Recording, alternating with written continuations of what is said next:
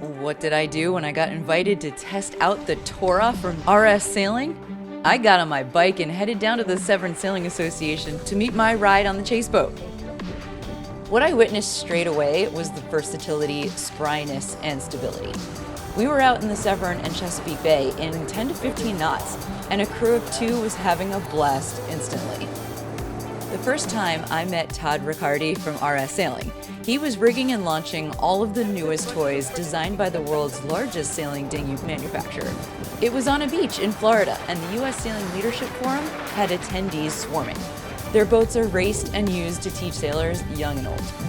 The Terra, the Arrow were of course there, along with the Quest, one of their most successful boats with worldwide sales, upwards of 3,000.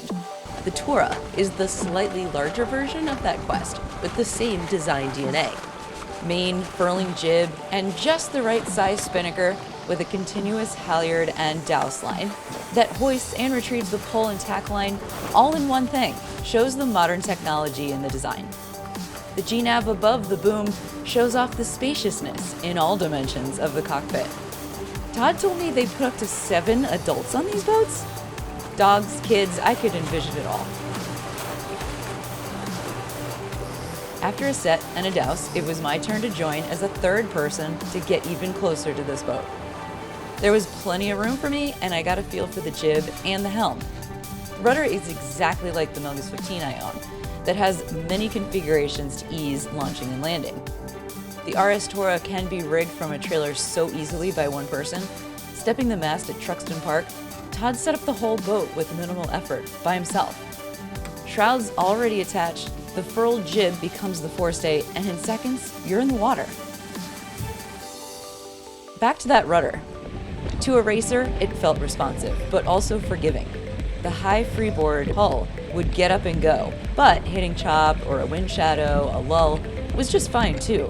The momentum and shape under the water never had us feeling like falling off the step with a slip of the wrist could amount to catastrophe.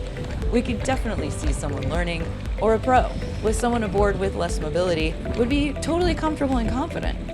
I trimmed the spinnaker downwind for a bit too, and the shape and size was easy to manage. Pretty sure the first words out of my mouth were, I could do this all day long. Eventually we went down to 2 people and headed back to shore.